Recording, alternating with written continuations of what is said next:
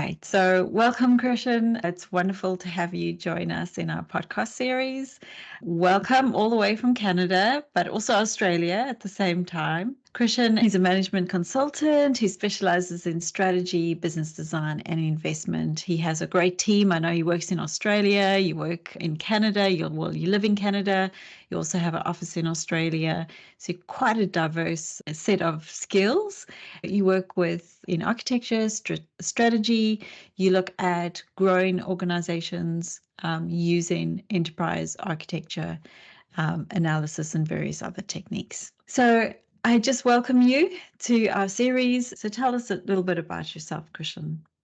Yes, sure. So you've covered some of that there. Firstly, thanks so much for having me on your series and congratulations on it. I know you've already had some great speakers on there and very humbled and honored that I'm one of your early guests. So thank you. So you mentioned I'm in Canada at the moment. I was actually born here, so I am Canadian despite the accent. May not give that away, but it was time to move back over here, just a mix of personal drivers, but also the opportunity in terms of business growth as well.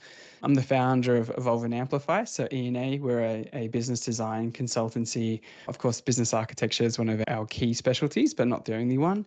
And Australia is great, but it's less than 2% of the global GDP. So I think if you've got a global vision and want to put your money where the mouth is, just operating out of Australia just wasn't going to be the thing that brought that to life. COVID really broke down some geographical boundaries for us. We started to win some international clients, which was great. Then, as we know, one of the common threads out there at the moment is this return to office, return to work type discussion. Yeah. And we found that trend started to extend to consultants as well. So some of the engagements globally we used to win and do fly in, fly out, hybrid delivery, there was an expectation that we had at least a local presence, closer time zones. We saw that changing around mid last year. So we thought, all right, if we're serious about this, then setting up outposts on a global level is what we need to do. And so here we are. Hello from Toronto. That's great intro.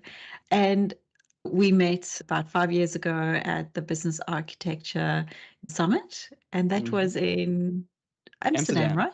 Yeah, that was really fun. So it was also a great opportunity. I know we were, before you moved to Canada, back to Canada, should I say, we were pretty close on the ditch, and we kept saying we should just go. New Zealand and Australia aren't that far away. We should just meet with each other. Then another COVID thing happened and so forth. Yes. So yeah, it got a little bit crazy in the end, but it's great to have you here today. So thanks very much. All right. So my first question for you is, tell us a little bit about you. So what got you into this field? What was, you're a business owner, which in itself is quite a big thing. How did you get here? Tell us a little bit about your background, what interests you, and maybe a couple of your hobbies, and how did you get to where you are today? Yeah, sure. Okay, no worries.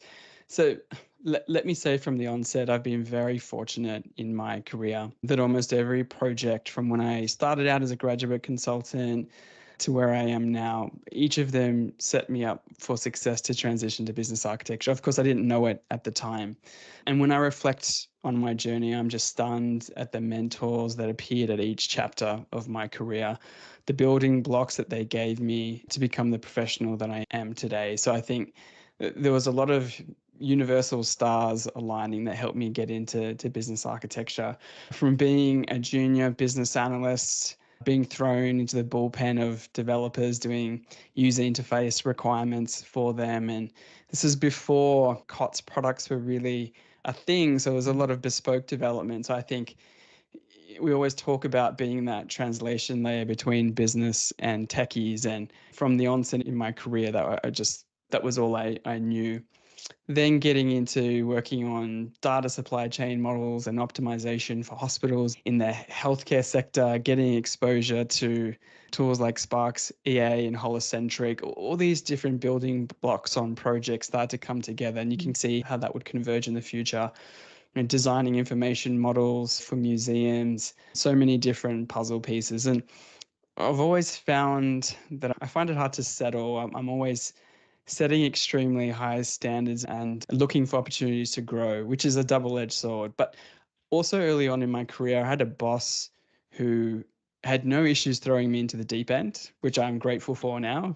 Pretty stressed at the time. Yeah. Invested a lot in me in training, and I was on a quest to become as well-rounded as I am, and that I managed to become over time.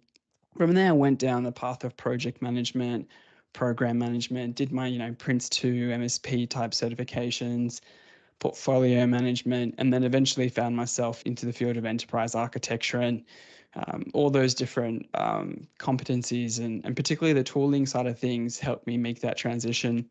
I remember one day when I started a job at the Australian Commonwealth Treasury. On my first day, I got to my desk. There was a little placard that said Treasury Enterprise Architect. And it was the most Oh, fulfilling moments of my career. I just yeah. remember, I'll always remember that moment of thinking, Mm, because when you're in consulting, which I've spent most of my career on that side of the table, you're constantly switching hats, right? Sometimes you're an EA, sometimes you're doing more PM management, engagement management, generalist consulting. So it was really nice at that time to just, for a while, have that focus to dive deep there. So coming back into your question around how did I get into business architecture, I think that was a pivotal point, really spending time focusing on one role in one organization, taking a break from consulting and just doing enterprise mm, architecture for a while, just let me dig my heels into that. And I think during that time, I realized what many other EAs have done over the years and continue to do, which is that particular role was focused too much on technology and not enough on business. And you look at the TOGAF ADM and you look at Phase B, business architecture, and always seem to be skipped, right? And I mm, realized that was largely due to a gap in a more focused and deliberate framework and method. And luckily, this aligned around the timing when the BizBoc and the Guild started to emerge more into prominence and more maturity there. So I embraced that 100%. And then eventually, as I grew to love and believe in business architecture more, I embraced that full on. And then fast forward years after that, the entrepreneurial side of me saw that in Australia, we were behind the curve on embracing business architecture. It was emerging in Europe and North America. So my passion for the profession, but also seeing the white space and the commercial opportunity, that's really the genesis of how E&A was born. And the rest is history. Wow, that's really great. There's some key points that maybe I'll just talk through with that. So you Sure. spoke about going in and getting yourself educated in areas, obviously looking at your TOGAF and BizBoc and all of those. What motivated you? And did you actually have time to do that? Like, were you told to do that, or did you do it on your own accord? Yeah, so I had a boss that was very passionate about helping people grow. And I think for me, as long as I could show the business case working for a consulting organization around how that investment was going to generate outcomes and be increase the bottom line of the partners in the firm, then it was easy to do. But I think Prince 2 and MSP and then ITIL, I think doing those three things just helped me get a really good understanding of delivering successful projects, understanding projects are part of a bigger, broader remit of programs, obviously, and then getting that portfolio view. I think that just really helped. And then Mm, ITIL was good because I was doing some project management. Anyone who's in consulting knows that you wear multiple hats. So it wasn't uncommon to be having three projects on the go where I might be doing architecture analysis on one, running more at a project level on another, and then having to do more program blueprinting or investment yeah, prioritization on another. So I think having these different tools and skills helped me be, I know it's a bit of a cliche, but become a bit of a Swiss Army knife at the time. yeah, yeah. Which is good. When I spoke to Roger, even Wolfgang, having a diversity of skills and those kind of things are so important, and being interested in the playground, not just trying to follow a linear path, which never really seems to work out. And no matter how much we plan, things happen as we go along. Hmm. All right. So setting up your organization, and Hmm. congratulations on that, because Thank anyone you. who has set up a company will truly understand that it's not an easy feat, right? It's not like there's thousands of people throwing money at you and giving you have to work through the process and really be confident, even though you're not confident. And you have to give it a go, and you got to truly believe in what you're doing in order to open a business. So tell me a little bit about that. What did that mean for you? Were there people that helped you or inspired you in that journey? Yep. No, all great points and questions there. So after I finished up at Treasury, I sat down to tell my boss, who was a senior executive, hey, this has been great experience working on the customer side, but I'm really itching to get back into consulting.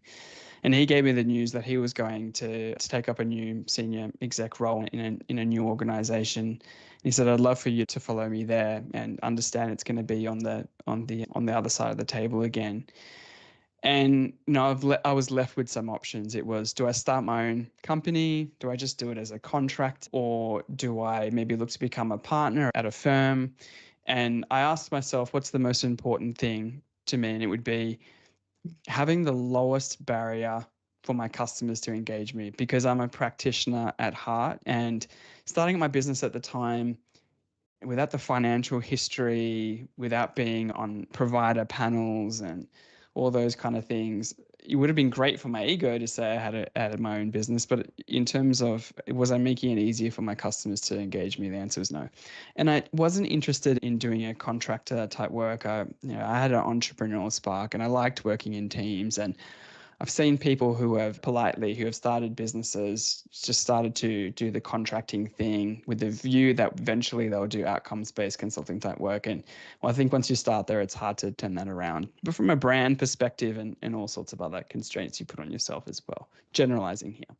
So I went down the path of joining as a partner, junior partner, and then senior partner at a consulting firm who I knew the board, I knew the other senior executives there, I knew I could learn from them, but they also knew my history. So I had a bit of an accelerated starting point. And when you're going into business with other people, having that history there is important. And how that came to be is that, to begin with, all the benefits I was seeking that I just mentioned there in terms of shared brand that had an identity, was on provider panels, etc., that was worked in our favor to get runs on the board.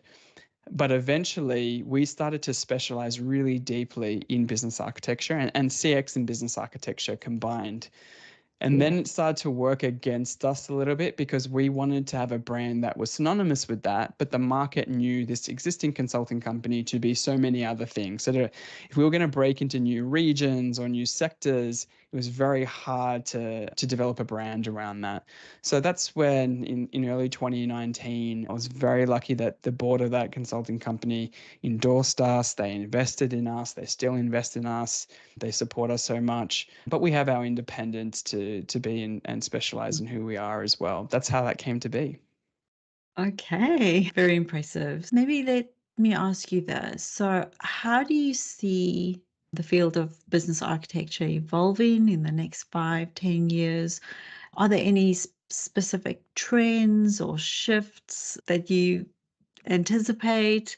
I know there's been a lot going on, right? Mm-hmm. And luckily, we've had a bit of a conversation before around pivoting, looking at going through lockdowns and all kinds of things. There was a lot of changes that had to occur.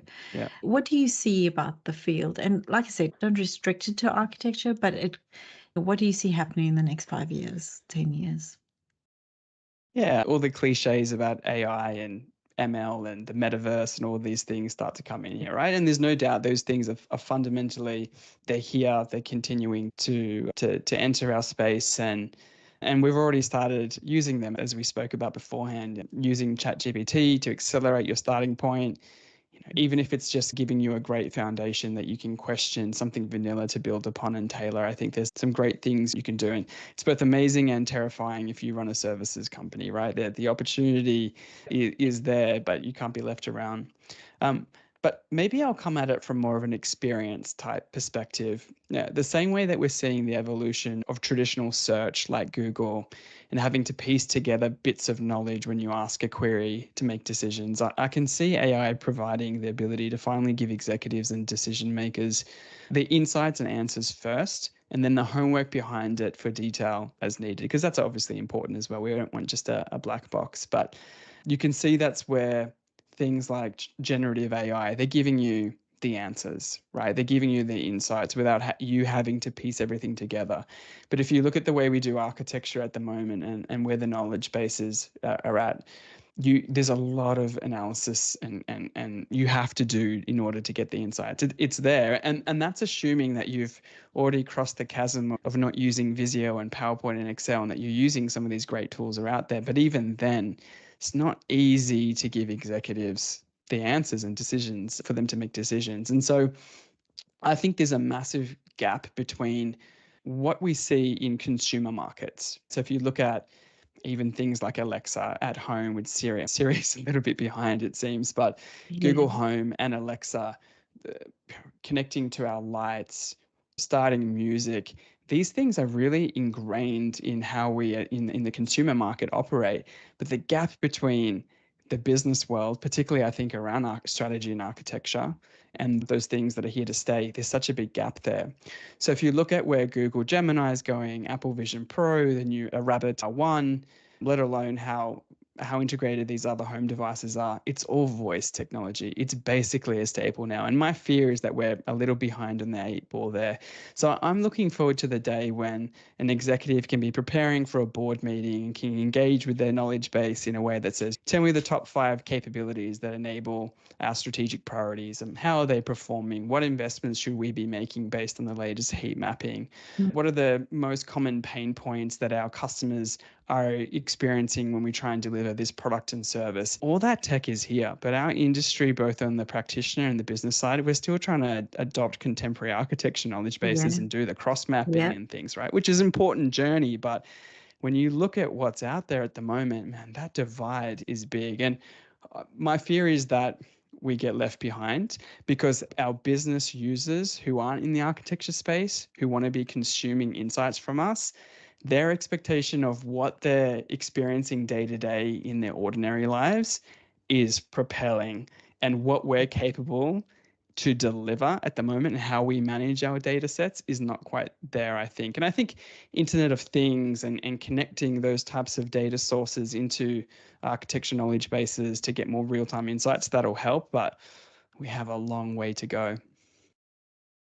That is really, really good. Okay, so what I take from this is, yeah, we need to step up the game a little bit. I do believe, and you iterated this, if you look at the architecture first principles and you say a business still needs to be architected.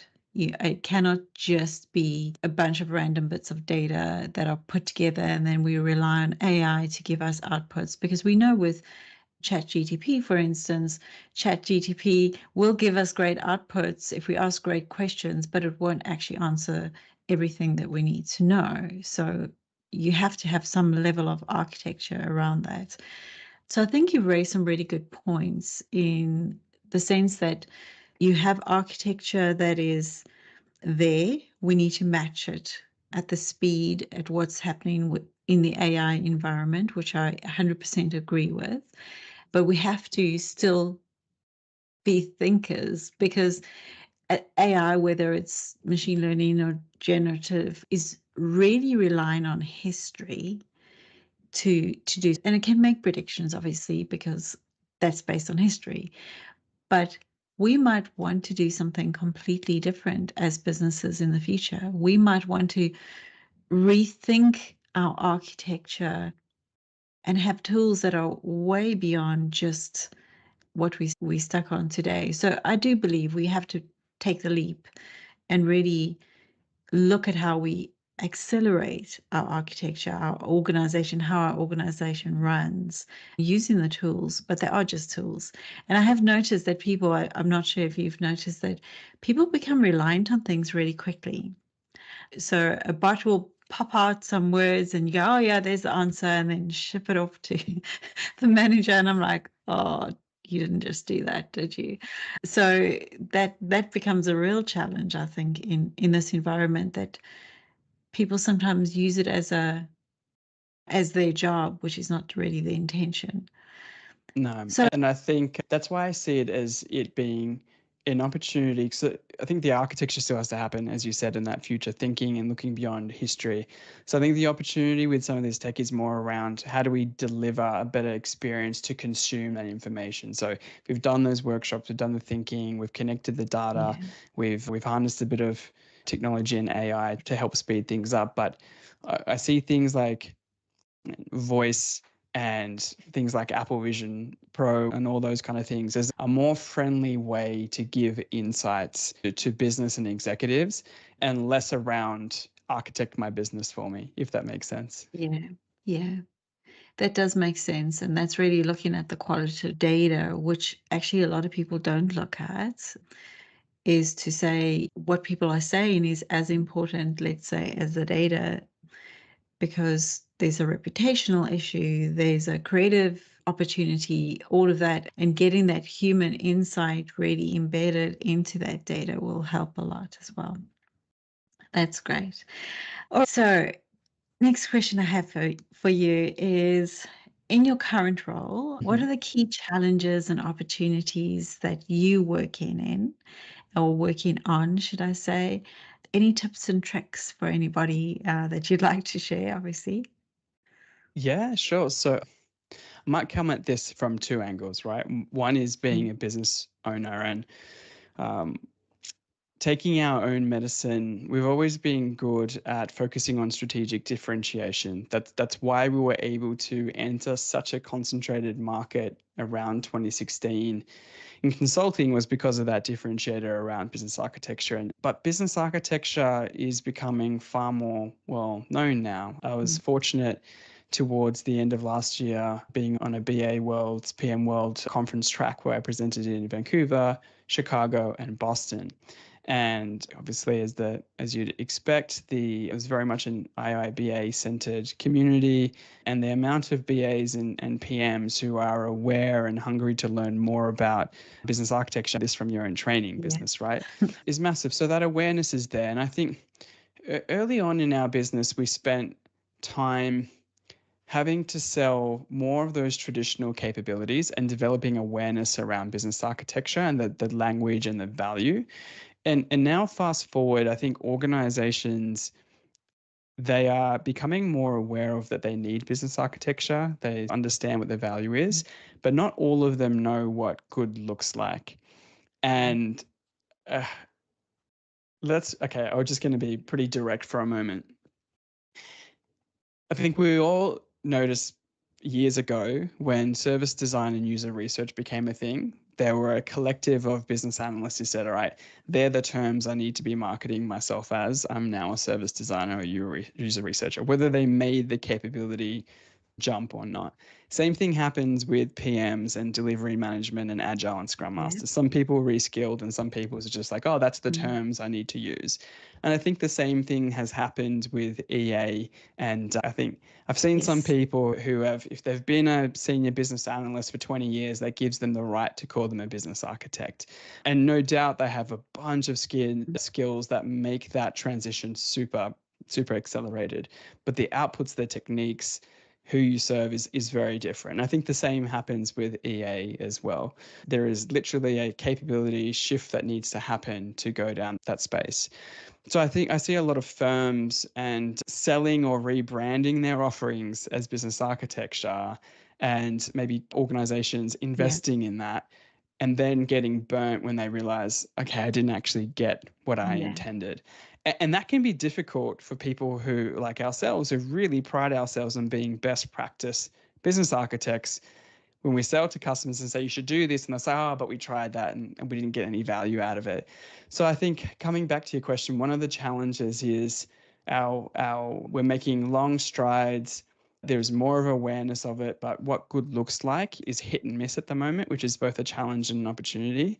And as a business owner, I need to make sure I'm thinking about what's next, because we need to work out who are we and what's the application of business architecture in less traditional ways, because using things like business architecture to guide digital transformation is almost a commodity thing. Like, you're almost mad if you don't Yeah. do that now. So our offering can't be we're going to help you with all your digital transformation programs. Of course we will, but that's not where the competitive edge is. With my entrepreneurial business owner hat on, the biggest challenge I see is what are the other positions for business architecture that maybe aren't being thought of yet. And I think things like cybersecurity, resilience, all those kind of things, there's an opportunity there. But it also implies a degree of maturity for the buyer as well. So there's all sorts of things there.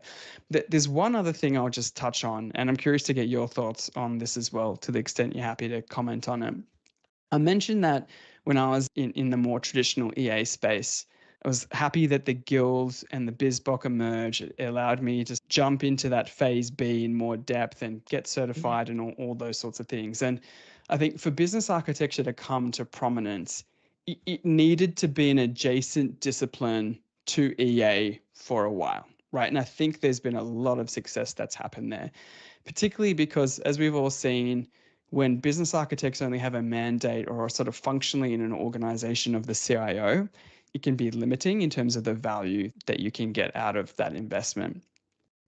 But on the other hand, I've seen a trend now, which is not a bad thing, but it's just interesting, where people are converging back towards EA, because now that business architecture is more of a mature discipline and method, has it served its purpose of being adjacent to it? And now is it just, well, it's all EA now. We've figured out that phase B thing. Let's bring it back in. It shouldn't be separate. And you can see the advantages of that as well, right? Because you want to ultimately make sure your EAs and business architects are speaking the same language. And the amount of organizations we've worked on where there's a business architecture project over here and there's a project and deliverables over here, and they're not working in the same knowledge base. So we've solved one problem, but now we've created another one. And I'm really curious, as an industry, I don't have the answer by this, by the way, so I'm just posing something out there for the audience to solve, as I can crowdsource this challenge, is what are we doing? Are we converging? Are we diverging? If we do converge, how do we make sure we still got the mandate beyond just the CIO? It's a fascinating space. And luckily for me, as I've transitioned more to the strategy formulations side of things, I've got a great chief architect and some other partners and principals in the company who run deeper in this space than me. So I'll let them figure it out. I suppose it's really important to understand the role and the reporting and what's been done. And we have to shift, we have to walk away from what's power structures and reporting. One of the big things that we speak about, I've had a conversation around in architecture, is, for instance, if you do tiers in architecture with your capabilities, and you have tier 1 is the strategic layer, and tier 2 is the operational, and tier 3 is supporting, you get a lot of, let's say, your C-suite arguing with each other as to which tier they fit in. And the purpose of creating tiers becomes almost pointless, because they see themselves all at the strategic tier, right? And so the purpose of designing a tier becomes irrelevant by nature, because now there's a fight around the position. So I know a lot of other businesses look at their capabilities then just as a set of capabilities. And I know I've worked with a few of the executives who just remove that completely. So we have to separate this thing for power, I think, and being able to establish that from the architecture as the being able to deliver certain things. I think without a proper business architecture, it becomes another form of capturing requirements. And do I think you need enterprise architecture? Absolutely, I do, if you really have good business architects. Because enterprise architecture, in my mind, is a framework, but each of the roles have very specific outcomes that they have to perform. And so it depends, in my mind, is this a power thing? And if I'm talking very frankly as well, or are you really trying to structure it to get the best outcome? And I do think you have to bring the technology and the business together. But if you still keep focusing on the technology because people haven't actually really understood what businesses need, we know how to build a house, right? And we're not going to focus on the tools that we use to build the house. We're going to focus on what that house needs to look like and use the right tools. And I think for many businesses, they think EA, they look at it as a whole bunch of tooling when it should be a combination of the two. Yeah, I'm not sure that really responds to your question fully, but the idea for me is you almost have to separate the politics from the purpose of the role, and that should work together within this enterprise framework. I always think using terms like enterprise, and again, this is about what semantics, but if you look at terms like enterprise architecture, it reminds me of Star Wars.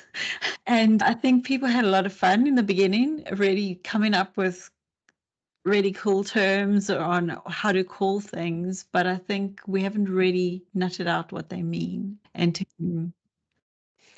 That makes sense. And I think within E&A, and particularly to our customers, because our customers will come to us more often than not wanting an outcome. Design my target operating model, or help with my transformation program, or design me a competitive strategy, or all sorts of these things, right? And most often, business architecture is just a tool in our toolkit. And I can tell you about projects that we've worked on. We've been on client site for maybe 18 months. And if you asked any of the business users or said the word business architecture to them, they would probably not know what they were talking about. They got all the benefits and the outcomes, but they didn't see us as business architects. We weren't using any of the terms there, but they got the benefits and the outcomes from it. On the other side, we do have organizations that come in and say, help us mature our business architecture practice or capability, or we're implementing this tool, or all sorts of things. But as you said, it depends on the problem you're trying to solve as well. yeah. Alrighty. So, next question. What skills, tools, or competencies do you think will be critical? So, what skills for that kind of really broad role do you think would be necessary in the future? Yeah, sure. We started to touch on it on the last conversation we just had, which is around language.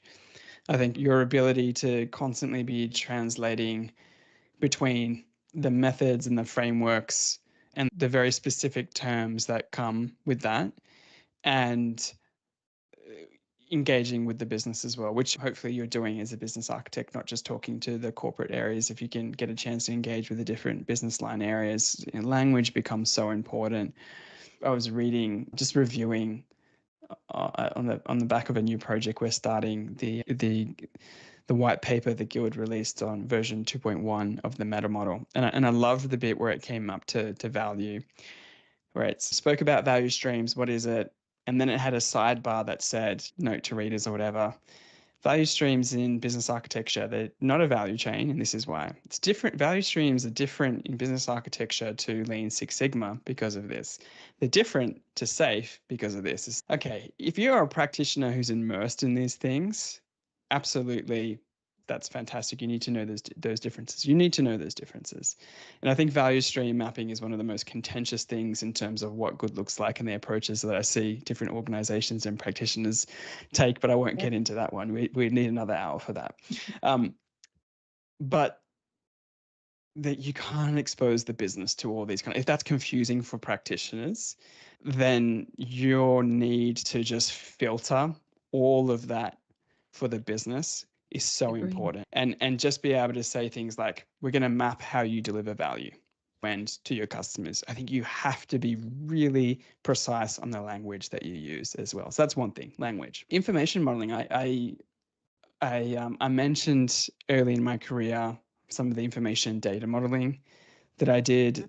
I think if we're going to make that shift towards working in a centralized repository with some of these great tools that are out there, which I think is the foundation of us being able to make the most of things like AI and other emerging tech, like voice, as I mentioned, your ability to understand multidimensional information modeling, there's relationships of data points between capabilities, information concepts, value stages, all those kind of things, right? Being able to do that cross mapping in tools, I think is important. So that semantic ontology knowledge, I think, is important. delivering in an lean and agile way. When we deliver architecture outcomes, we run it in sprints, right? We might have a 3, 6, 12-month roadmap. And then in that 3 months, we're chunking them up into 2-week sprints with sprint goals and doing retrospects and doing all those things, because architecture, there's a bit of a stigma of, how do I know I'm getting a return on my investment? Is it going to be consumable by the business? And I think bringing the business on the journey in sprints, making sure they've got buy-in early. So I think the way you deliver business architecture, I think, is really important. Meeting the customer where they are, knowing when to compromise and when to stay strong in your convictions. Because when our customers engage us, you can't take them from maturity level 1 to 5. You want to make sure it's incremental. But they're also bringing you in because you've got specialist expertise.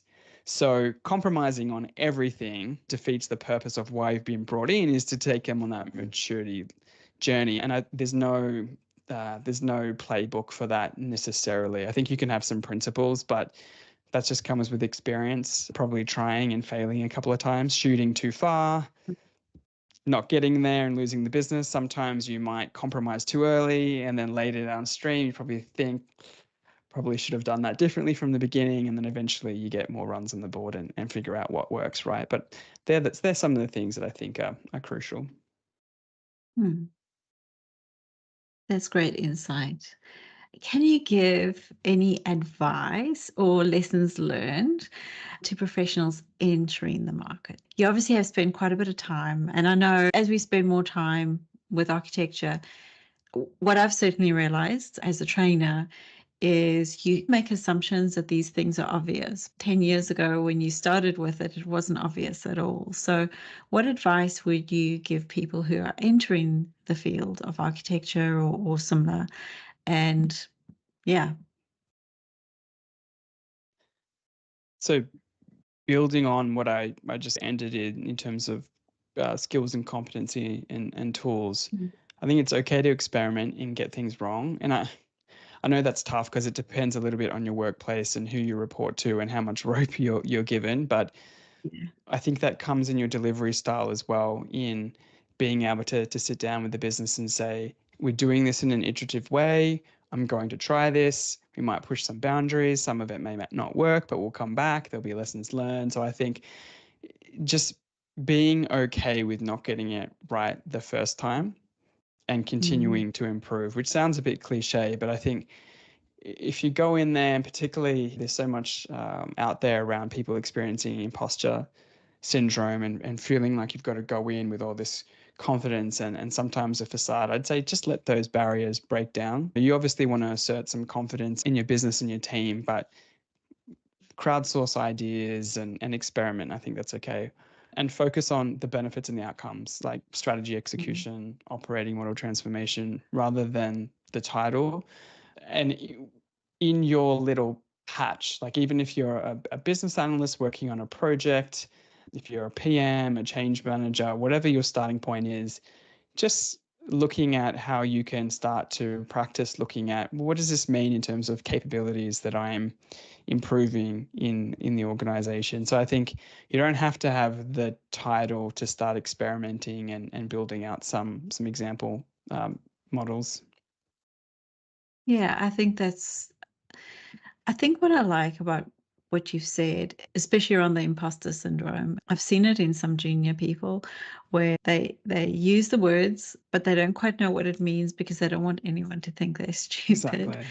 And look, we all experience that at some point. And so I sometimes think it's better to say, can you explain what you mean? I'm not quite sure. I actually think for young people, that is a much better way of approaching things, because otherwise it might seem a little bit too arrogant. And again, it's a cultural thing. It's different in every country as to how the cultural bits were. we And work. one of the things we do is create user stories, right? For every Mm. view of the business, because all these architecture concepts, all they are is different perspectives into the business, right? So who wants that Yeah. perspective? And I think that's one of the things from TOGAF that I spoke about in terms of the concerns of the business. I like that. So who is that perspective for? What is the outcome they want? You can write it as a user story and then saying, okay, Yes. therefore, we will build this type of capability model. We will do this type of heat map because we have this user story to fulfill. So I think we can borrow from these other adjacent disciplines, right? So that being Yeah. more in that, whether it's the Scrum Agile for delivery, whether it's around user stories and requirements management. It's the business architecture, it's an information product, but it's still a product that you're developing. So all the advancements that you see in product development from a tech perspective and DevOps, I know that the term gets thrown around a bit, but I know people are thinking about BizOps a bit more, right? Yeah. So I think there's an opportunity to learn from these different adjacent disciplines as well. I think bringing a lot of it together makes a lot of sense. And especially your example with user stories, I think that's closely linked to capabilities. People don't actually realize it's just a decomposition based on particular contexts. So they should be working together and they should come together, as I said. Agree with you. All right. So as we end our podcast, my final question to everyone always is, if you could go back in time and give one piece of advice to your younger self, what would that be? Okay, great question. I think it'd really be around trust the process. Don't be in a rush. Not to get too hippie on you, but I would tell myself you're exactly where you need to be right now. I have the benefit of hindsight to see how the different experiences I had led to where I am now. So if I could go back to the start of my career, I would just tell myself to be patient, stay present, because every single thing I was learning and working on at the time, every project I was doing, every workshop I ran, every model I built, ended up helping to become the architect slash strategist that I am today. One of the other things I'd tell myself is I put tier ones on a massive pedestal. And I think that the work that McKinsey and BCG and Bain and the big four accounting firms do, we all look at their white papers and they are trendsetters as well. So I think you have to appreciate what they do and the army of researchers they have and the macro trends that they put out there. I think we all consume it. So there has to be an element of gratitude towards that, even though they make our lives hard sometimes from a reputation perspective of being consultants. And if any Australians listening to this right now know exactly what I'm talking about in terms of 2020, 2023. But I think I really put them on a pedestal too much. Whenever I went into an organization to do work and there was someone from one of these tier ones already doing a project or they were going to consume what we were doing, that's when my imposter syndrome really would come out when I was younger. That the stuff I'm working on, there's no way it's going to be good enough for them, or there's no way that I could collaborate with them and that my outputs or my techniques would be on par from that. And yeah, boy, have those perceptions crashed down over the years. So I think anyone else who's out there, if there is anything like that that you experience, just have faith in yourself, the standards that are out there. And what I mentioned before when I was reviewing that Guild's meta model, but by no means was that anything negative here. I was just reflecting on practitioner speak versus business speak. But the tools that are out there, the methods, they're really robust. You can learn them yourself. Sure, surround yourself with mentors, but they are strong and they're just as good as a tier one sort of method and frameworks as well. And at times far more adaptable and specific and less generic and can add a lot of value. So if you go down this path, really back yourself. I think what you've said makes heaps and heaps of sense. And I mean it from a personal point of view. There was always this, I remember thinking we had these consultants come in and then I was young, okay? And we were working with SAP and I just had a minor role of being the SAP administrator. I wasn't admin person, but I was managing all of the documentation. And I'm talking a long time ago, right? It was still in the 90s. And I remember these consultants came down and I was so nervous and they were asking me questions. And I kept thinking, why are you asking me? I'm not the specialist in this. And recently, I went through this again with AI. I started asking questions to specialists and I got no answers. And they asked me what I thought. And I thought, you got to be kidding me. I know nothing. I'm just a normal person that is curious and wants to explore and wants to learn and wants to see how things work. So I resonate with what you're saying deeply in that we need to learn from ourselves and take ownership of that learning and not just think that everybody else knows more than us all the time, because it's not the truth. Mm-hmm. In some cases it would be, but not in all cases. And I hope everyone who's listening truly understands what you're saying there, which is not to say that value you're getting from all kind of big sources doesn't matter, but there's value in the sources you find as well in your Absolutely. learning and your experience. Mm-hmm. Anyway, it's been wonderful chatting to you today. For those who want to get in touch with you, where should they go? What should they do? What's your best place to find you? I assume it's LinkedIn, because Yeah, that's where most of us go. that's right. Exactly. That's where the tribe is, right? All on LinkedIn. So I'm always happy to have a conversation with people who are aspiring business architects who want to learn more about it as well. Fortunate to be in a position where the business is at a stage where I get to enjoy some of these great conversations like what we've had to today, and happy to be a sounding board or mentorship and anything, any resources that I can provide or anything I can give to help people and our industry and our community grow. I mentioned that I've been so lucky throughout the years of the people who have invested in me, and I always want to pay it forward for everyone else. If there's any part of a listener who had a question or something they want to know more about, please feel free to just ping me on LinkedIn and we'll have a chat. So thank you very much for your time. I really appreciate it. I hope everybody else appreciates it. I particularly liked your perspective was slightly different on the AI and the tooling and those between what people are thinking. So I really appreciate that contribution amongst your whole story, obviously. So thank you very much for joining me and whoever else is with us at the moment. We look forward to hearing more about you in the future. My pleasure. Thanks for having me, and I can't wait to chat again. Awesome.